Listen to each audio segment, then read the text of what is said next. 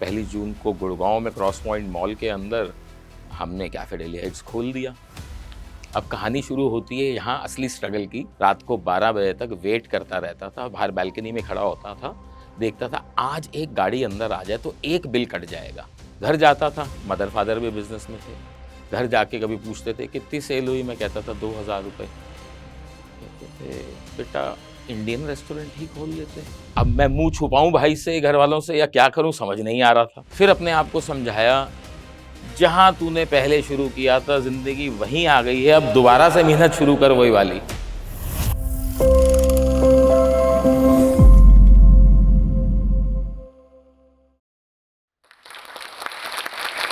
नमस्कार, मेरा नाम है विक्रांत बत्रा। मैं को फाउंडर हूँ ब्रांड कैफे डेली हाइट्स का।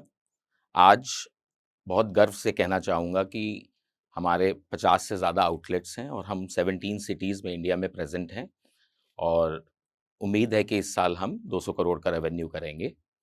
बात है जब 1976 की, डेट भी याद है मेरे को, चाहे मैं उस टाइम पे 1 साल 2 महीने का था, लेकिन जो पेरेंट्स ने बताया सब याद है। 19 दिसंबर 1976 की बात है, जब कुछ पारिवारिक प्रॉब्लम्स की वजह से पेरेंट्स को मेरे फादर को अपने पेरेंट्स का घर छोड़ना पड़ा और अपनी वाइफ, मेरी मदर और 3 छोटे बच्चों के साथ उन्हें कहीं और जाना पड़ा रहने के लिए, दिल्ली में ही। बट वो टाइम था जब मेरे पेरेंट्स एक मील भी दिन का अफोर्ड नहीं करते थे हमारे लोगों के लिए। तो पेरेंट्स ने 1700 रुपये का लोन लिया और गारमेंट्स का बिज़नेस शुरू किया। तब मैं बहुत छोटा था, लेकिन जब बड़ा होने लगा तो वो स्ट्रगल दिखने लगी कि 3 बच्चों के साथ उनको बड़ा करना, उनको एजुकेशन देना, और मदर-फादर दोनों वर्किंग थे क्योंकि चॉइस नहीं थी मदर के पास, उन्हें काम करना पड़ रहा था फादर के साथ क्योंकि कोई हेल्प नहीं थी। और उन्होंने गारमेंट फैब्रिकेशन का बिज़नेस शुरू किया और बदलाव आया जब 1989 में उन्होंने बैंक्वेट हॉल खोला दिल्ली के अंदर, बत्रा बैंक्वेट के नाम से। तब से हमारे फूड और बेवरेज बिज़नेस की जर्नी शुरू हुई। तो जब मैं कॉलेज जाता था, मैंने साथ-साथ शाम को मदर-फादर की हेल्प करनी शुरू कर दी थी बैंक्वेटिंग बिज़नेस में।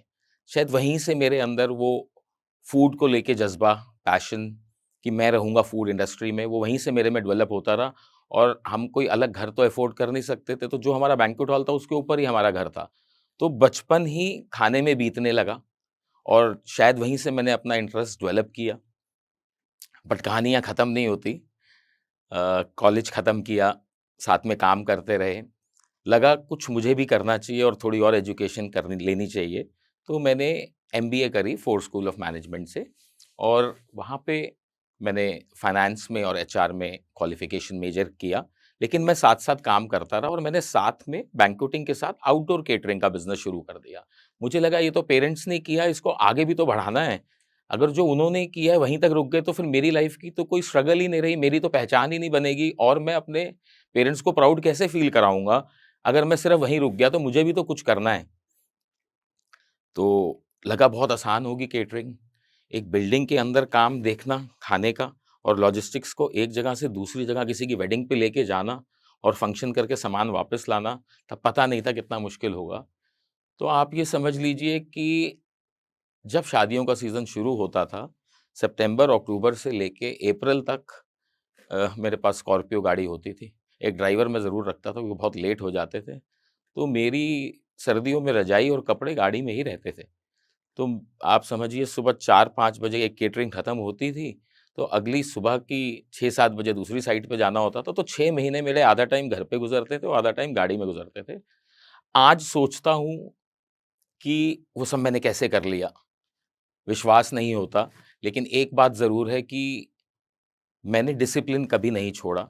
मैं मेहनत करता गया, मेरे लिए वीकेंड का कोई मीनिंग नहीं हुआ करता था। लोग वीकेंड पे बाहर जाया करते थे, घूमते थे, लेकिन मैं वीकेंड पे काम किया करता था। जिस दिन फंक्शन नहीं होता था, किसी मंगलवार या बुधवार को थोड़ा सो लिया करता था ताकि अगले हफ्ते पूरा काम कर सकूँ। बहुत, बहुत मेहनत रही, बहुत स्ट्रगल रही, और ऐसा भी नहीं है कि आप एक बिज़नेस केटरिंग का शुरू करो और आपको काम मिल जाए। उसके लिए भी बहुत वक़्त लगा। बहुत मेहनत करनी पड़ी, लोगों के घर तक जाना पड़ा अपने मेन्यू प्रेज़ेंट करने के लिए, उनका काम दिल से अच्छे तरीके से करना पड़ा, तो उन्हीं परिवारों के साथ जुड़-जुड़ के काम बढ़ता गया। फिर मैंने इंडिया में केटरिंग शुरू करी। एक और पड़ाव मेरा लेने का दिल आया, मुझे चैलेंजेस हमेशा पसंद थे।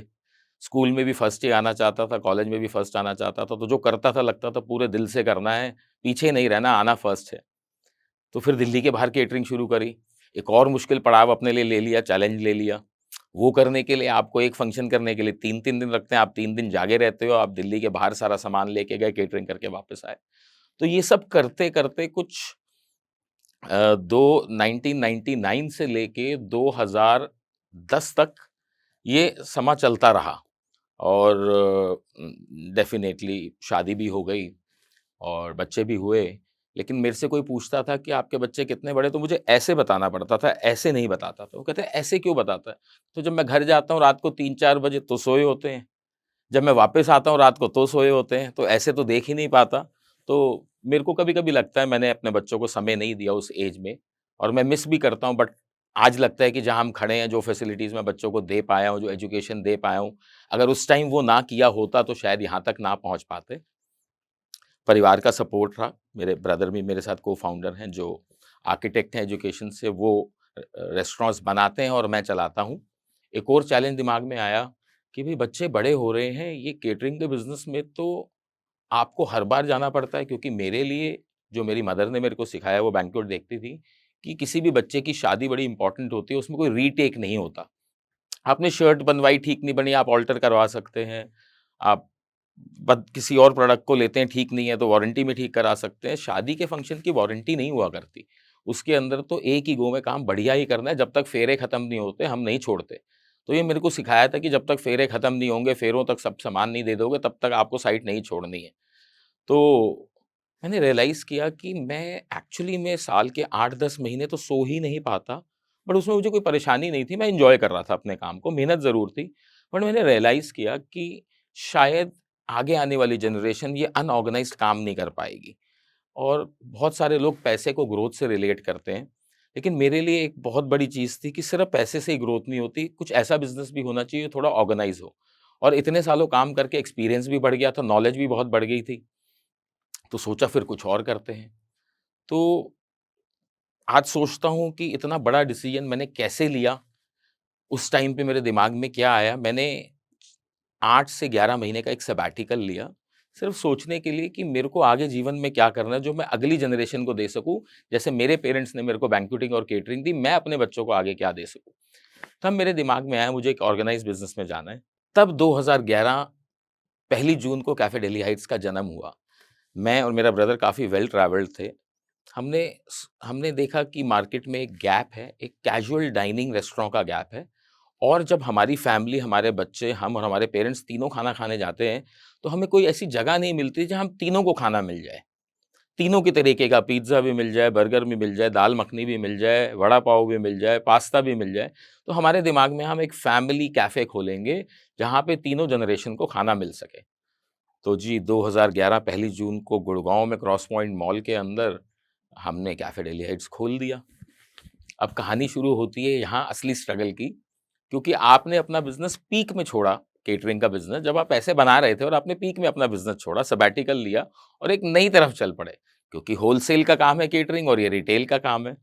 उसके अंदर एक कस्टमर जिसके फंक्शन है उसको खुश करना है, तो सारे खुश हो जाते हैं। उसकी खुशी से सारे खुश हो जाते हैं और लोगों के खुश होने से वो खुश हो जाता है, यहाँ तो हर कस्टमर को खुश करना है। ठीक है जी, नया कॉन्सेप्ट किया, अलग-अलग कुज़ीन लेके आए। एरा शुरू हुआ, पहला दिन आज भी याद है, दूसरा दिन भी याद है, पहले 9 महीने याद हैं। उस 9 महीने में 90 दिन ऐसे थे जब एक भी बिल नहीं कटा था और मैं आपको सच बता रहा हूँ, एक भी बिल नहीं कटा था। मैं सुबह 8 बजे अपने कैफ़े पहुँच जाया करता था, रात को 12 बजे तक वेट करता रहता था, बाहर बालकनी में खड़ा होता था, देखता था आज एक गाड़ी अंदर आ जाए तो एक बिल कट जाएगा। बड़ी मायूसी, सोचा क्या कर दिया? केटरिंग भी बंद कर दी, सब कुछ ठीक चल रहा था, क्यों किया? लगा नहीं, इतने साल काम किया है, अगर सोच के खोला है तो कुछ तो सीखा ही है, अगर ऐसा कुछ सोचा, कुछ अलग करना है, तो हार तो नहीं मानूँगा। 20 दिन बीते, 25 दिन बीते, कभी 1 ग्राहक, कभी 2 ग्राहक, कभी 1 ग्राहक, बहुत दिन बिल्कुल ग्राहक नहीं। घर जाता था, मदर-फादर भी बिज़नेस में थे। घर जाके कभी पूछते थे कितनी सेल हुई, मैं कहता था 2000 रुपए। कहते थे बेटा इंडियन रेस्टोरेंट ही खोल लेते, वही चला लेते, लोगों को तो वही पसंद है। थोड़ी सी आंखें गीली होती थी, अपने कमरे में चला जाता था, सोचता था सही कह रहे हैं गलत कह रहे हैं, क्या करूं। रात को मायूस होकर सोता था, सुबह जब नींद खुलती थी तो फिर एनर्जी बहुत हो जाती थी, सुबह सुबह निकल जाता था। वहां जाके फीलिंग और एनर्जी बड़ी अच्छी आती थी कि चीज़ तो बड़ी सुंदर बनाई है। और थोड़े थोड़े लोग आने शुरू हो रहे थे तो वो तारीफ कर रहे थे, लोग कम आ रहे थे बट तारीफ कर रहे थे। फिर एक ऐसा समय आया कि थोड़े और लोग आने लगे, वो जो और लोग आने लगे वो बार बार आने लगे। लोग 30-35 आ रहे थे लेकिन रोज आने लगे। तो फिर मेरा विश्वास बढ़ा कि अगर इन लोगों को पता चल गया है और ये बार-बार आ रहे हैं तो काम तो कुछ सही हो रहा है। इनको आदत पड़ रही है इस जगह की, इसका मतलब मैं कोई अच्छी चीज़ दे रहा हूँ। लेकिन ये समझ आ रहा था कि लोगों को शायद मालूम नहीं है कि ये जगह खुली है।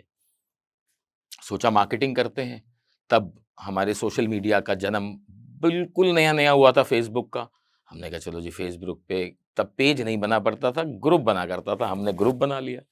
वो ग्रुप बनने शुरू हुए, तो कुछ दोस्त मिलते थे, कहते थे, "यार तूने कोई कैफ़े खोला है, तेरा कैफ़े दिल्ली हाइट के नाम से कोई कैफ़े है, वो बड़ी तारीफ़ लिख रहे हैं लोग फ़ेसबुक पे।" कहता था, "यार ये तो मैंने कहीं देखा ही नहीं।"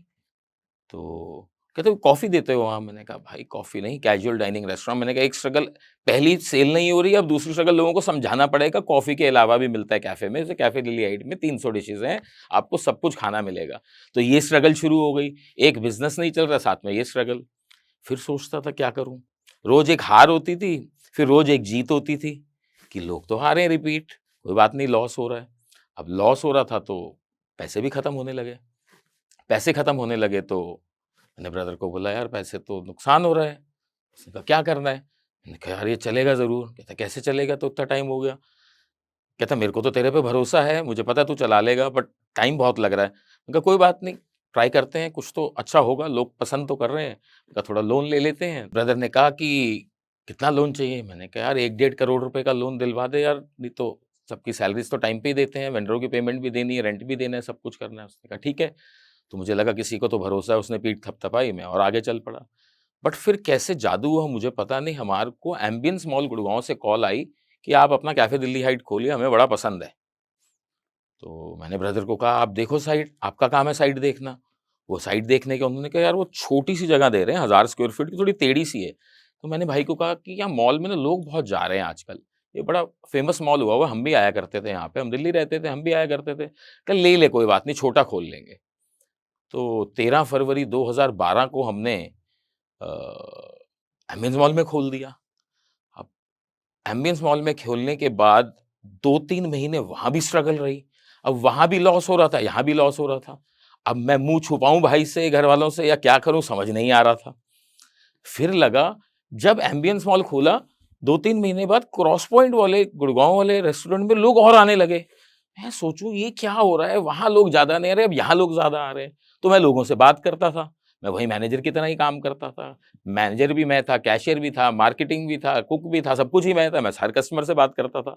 वो कहते थे हमने आपका हम एमबी मॉल के आपका बोर्ड देखा तो हमने कहा ओहो! ये तो हमारे घर के पास है, तो यहीं चलते इतनी दूर क्यों जाना है? तो तब समझ में आया कि एक आउटलेट और खोलने से और आईबॉल्स ने और लोगों ने आपका ब्रांड देख लिया है और ब्रांड देख लिया, उन्हें पसंद आने लगा और वो लोग वहां भी आने लगे, वहां आने लगे तो वो एक रैपिड इफेक्ट बन गया, फिर वो एमबी मॉल भी आने लगे। बट फिर उसके बाद अ, समझ लीजिए प्रभु की कृपा है, मेहनत मैं वही तरीके से कर रहा था 8 बजे से लेके रात को 12 बजे तक और मुझे याद है 2011 से लेके 2018 जनवरी तक मैंने एक भी ऑफ नहीं लिया, एक भी वीकली ऑफ नहीं लिया। मैं डटा रहा, मैं हिला नहीं, मैं डटा ही रहा। मैंने वीकली ऑफ लिया ही नहीं कि मैं इस ब्रांड को चला के ही छोड़ूँगा। मैं अब काम आप बढ़ाओगे तो काम बढ़ेगा ही, काम कम तो होता नहीं बढ़ाने से। फिर 2012 के बाद मैंने ब्रदर ने कहा, मैंने कहा देख अब ये रेस्टोरेंट चल गए, ये लोन भी मैं तेरा उतार दूँगा।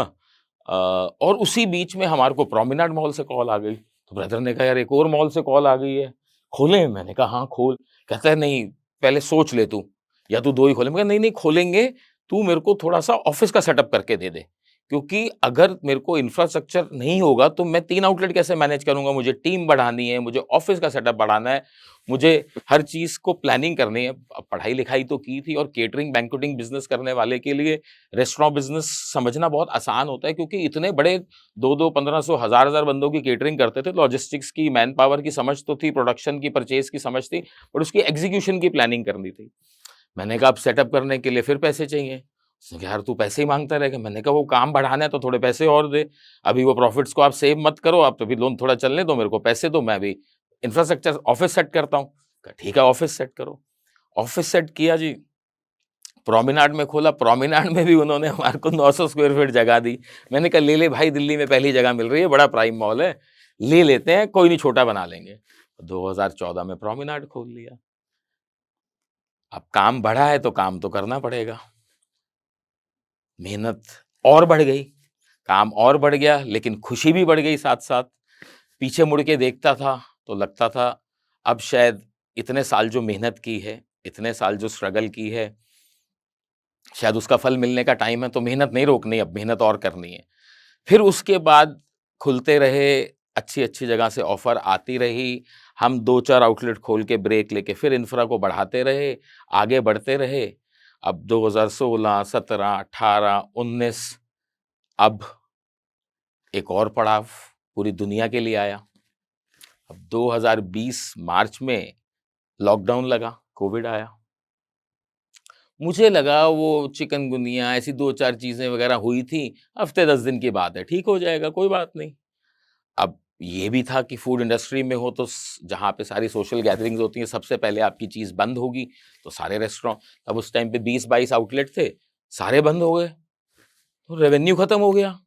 और नए बना रहे थे तो इन्वेस्टमेंट तो चल ही रही थी। मैंने कहा ये पड़ाव कैसे दूर करेंगे, क्योंकि आप बिज़नेस के फेलियर्स के लिए तो इम्यून होते हो। आपके पास सॉल्यूशंस होते हैं कि आपका स्टाफ नहीं है, आपको वेंडर से प्रॉब्लम आ रही है, आपको मॉल से प्रॉब्लम आ रही है, लैंडलॉर्ड से प्रॉब्लम आ रही है, खाने में कंप्लेंट है। इन सब फेलियर्स के लिए तो सॉल्यूशन होते हैं। बट इस डिज़ास्टर का सॉल्यूशन कौन-सी किताब में लिखा है? कहाँ ढूँढूँ इसका सॉल्यूशन, जहाँ पूरा वर्ल्ड में हाहाकार मची है, मैं क्या करूँ? मैंने कहा चलो अब देखते हैं क्या होता है। समय बीता, मेरे को याद है जून की बात है जब इन्होंने डिलीवरी शुरू करी, कि पहले डिलीवरी आप बिज़नेस शुरू कर सकते हैं, डाइनिंग शुरू नहीं कर सकते। तो तब तक काफ़ी हाल बुरा था और सिखाया था बड़ों ने कि पैसे तो सबके देने ही हैं। मैंने अपने सब वेंडर्स को फ़ोन किया कि भाई लोगों, आपकी पेमेंट पेंडिंग है, पैसे हैं नहीं, क्या करूँ? तो 35 साल का जो पेरेंट्स ने और हमने वेंडर्स के साथ रिलेशन बनाया था, तो मेरे वेंडर्स ने बहुत सपोर्ट किया। उन्होंने कहा, "विक्रांत जी, बहुत साल सामान दिया आपको, जब पैसे आएँगे तब दे देना, आप काम खुले तो खोलना ज़रूर, हम आपके साथ खड़े हैं।" तो कुछ थे जिन्होंने साथ नहीं दिया, बट कोई बात नहीं, उनकी भी गलती नहीं थी, उनके लिए भी प्रॉब्लम थी, हमारे लिए भी प्रॉब्लम थी। अब थोड़ा टूट भी गए थे, बट ये था कि कोई नहीं, काम तो करना जानते ही हैं, काम तो करना नहीं भूले ना, कुछ तो करना ही पड़ेगा। और थोड़ी डिप्रेसिंग फीलिंग भी आती थी कि पैसा आना बिल्कुल ही बंद हो गया, कहीं जाने को नहीं है, घर में ही बैठे हुए हैं, और जिस बंदे को 16, 17, 18 घंटे काम करने की हैबिट हो, वो घर बैठ के क्या करेगा? तो मेंटली डिस्टर्बेंस शुरू हो गई, क्या करें समझ में नहीं आता था। जून में डिलीवरी खुली तो हमने कहा चलो अब काम तो शुरू करो। फिर अपने आप को समझाया, जहाँ तूने पहले शुरू किया था ज़िंदगी वहीं आ गई है, अब दोबारा से मेहनत शुरू कर वही वाली। फिर वही मेहनत शुरू करी, फिर वीकली ऑफ लेना बंद कर दिया। फिर मेहनत करते गए, बड़ी प्रॉब्लम्स आई कोविड की, टाइमिंग की, चीज़ों की, हेल्थ की, फैमिली की, बट इतना जो पीछे स्ट्रगल किया था, शायद इम्यून सिस्टम ही हम बिज़नेसमैन का ऐसा हो जाता है। परिवार ही ऐसा था, स्ट्रगल देखी हुई थी। समझ में आता था सब दिन एक समान नहीं होंगे, मेहनत करते रहेंगे, लगे रहेंगे तो कुछ बदलाव हो जाएगा। तो वो बदलाव में जर्नी बड़ी, कहने को लगता है 15 साल में 50 आउटलेट, बट उसके पीछे जो है वो मैं आपको सच बता रहा हूँ कि उस 2020 के बाद जो 2021 में अप्रैल में लॉकडाउन आया, उसमें कमर ज़्यादा टूट गई, क्योंकि हम दोबारा प्रिपेयर्ड ही नहीं थे। हम सोच रहे थे कि हम प्रिपेयर्ड हैं, बट हम प्रिपेयर्ड नहीं थे, फिर काम चलना शुरू हुआ, फिर काम बंद हो गया। फिर अ, अब पैसे तो देने थे वेंडर्स के और सबके देने थे वो हमने, तो मैंने ब्रदर को बोला कि अब तो कुछ करना पड़ेगा, तो हमारी कोई एक आध प्रॉपर्टी, हमने कहा बेचो इसको, लोगों को पैसे देंगे हम। और लोन है, लोन भी लो। बैंक से लोन देना बंद कर दिया था, उस टाइम पे देते नहीं थे। उन्होंने कहा प्रॉपर्टी बेचो, एक पड़ी हुई है, कोई बात नहीं, लोगों का पैसा देंगे, काम एथिक्स से करेंगे, उनका पहले पैसा देंगे, फिर बिज़नेस शुरू करेंगे। हालाँकि वेंडर सपोर्ट करे, बट हमारा दिल नहीं माना कि काम तो पैसे से शुरू होगा, जब तक देंगे नहीं तब तक अच्छा सामान नहीं मिलेगा और एथिक्स से काम करेंगे। काफ़ी फाइनेंशियल प्रॉब्लम रही, काफ़ी तकलीफ रही, लेकिन वो डिसीज़न से वो जो 2 साल दोबारा से हमने दुःख सहा, स्ट्रगल करी, मेहनत करी, मेंटल पीस गया, उसका फ़ायदा ये हुआ कि आज हम 2026 में 50 प्लस आउटलेट पे और अभी भी और खोल रहे हैं। तो ये मैं कहना चाहूँगा कि ये मेरी कहानी नहीं है, ये बहुत लोगों की कहानी रही होगी। और अगर किसी को लगता है कि बहुत आसान है ज़िंदगी में कुछ भी करना, रिकॉग्नाइज़ होना या अपने लिए कुछ भी करना, बिना मेहनत के, बिना स्ट्रगल के, बिना तकलीफ़ों के, मुझे तो नहीं मिला। अब जिसको मिलता है अच्छी बात है, बट मैं नहीं मानता कि बिना मेहनत और बिना ऑनेस्टी के आप यहाँ पहुँच सकते हो, बिना स्ट्रगल के, बिना तकलीफ़ों के। और आज वो तकलीफ़ें छोटे लगने लग जाती हैं, क्योंकि जब लोग खुश होते हैं, आपको रिकॉग्नाइज़ करते हैं और आपके खाने की तारीफ़ करते हैं, और जब मैं रेस्टोरेंट में जाता हूँ अपने और वो उनके स्माइलिंग फेसेस देखता हूँ, तो मुझे मन को बहुत खुशी होती है। वो दर्द, वो तकलीफ़ें कम होने लग जाती हैं। आज जब सोचता हूँ कि पहले महीने 5,000 की सेल थी 2011 में, और आज 2025-26 की क्लोजिंग जो हमने की है, वो 175 करोड़ से ज़्यादा की है, और आगे 2026-27 की 200 सवा 200 करोड़ को क्रॉस करने की इच्छा है। मैंने अपनी जर्नी के बारे में आपको बताया, अपने जीवन के बारे में बताया कि मेरा स्कूल से लेके आज तक बिज़नेस में क्या-क्या पड़ाव रहे और क्या किसने मेरे को बाँध के रखा और कैसे मैं बँधा रहा, और जो लोग कहते हैं कि मैंने तरक्की करी, सक्सेसफुल हुआ। तो मैं सारे यंग एंटरप्रेन्योर्स को कहूँगा, अपने पे विश्वास रखिए। मेहनत का कोई अल्टरनेटिव नहीं है। डिसिप्लिन, नियम ज़िंदगी में मत छोड़िए और अपने पैशन को पूरा करिए, ईमानदारी से काम करिए, अपने साथ ईमानदारी करिए। बहुत ज़रूरी है, डिसिप्लिन का कोई अल्टरनेटिव नहीं है। और जो मेरी ही इंडस्ट्री में आना चाहें, एफ-एन-बी स्पेस में, रेस्टोरेंट, बैंक्वेटिंग, केटरिंग बिज़नेस में आना चाहें, ये बात समझ लीजिए कि हाथ तभी धुलते हैं जब वो मैले होते हैं, गंदे होते हैं। हाथ मैले किए बिना आप नहीं कर पाएँगे। आप अपनी क्वालिफ़िकेशन लीजिए होटल इंडस्ट्री की, हॉस्पिटैलिटी की एजुकेशन लीजिए, उसके बाद कम से कम 3 साल आप एफ-एन-बी स्पेस में अपना भी खोलना चाहें तो नौकरी ज़रूर करिए। और बहुत-बहुत ज़रूरी है, अगर आप नौकरी नहीं करेंगे तो आपको समझ नहीं आएगा। और जब अपना रेस्टोरेंट खोलिए तो 1 साल तक आप एक छुट्टी भी नहीं लेंगे। 1 साल तक आपको manager, waiter, cashier, chef, marketing सब खुद करनी है। अगर आपने 1 साल अपने बिज़नेस को पूरी ईमानदारी से रेस्टोरेंट बिज़नेस को दिया, तो कोई ताकत आपको सक्सेसफुल होने से रोक नहीं सकती। ये मैं आपको अपने जीवन की खुद बात बता रहा हूँ, और ये बहुत ज़रूरी है कि आपको सब कुछ करना पड़ेगा हॉस्पिटैलिटी बिज़नेस में।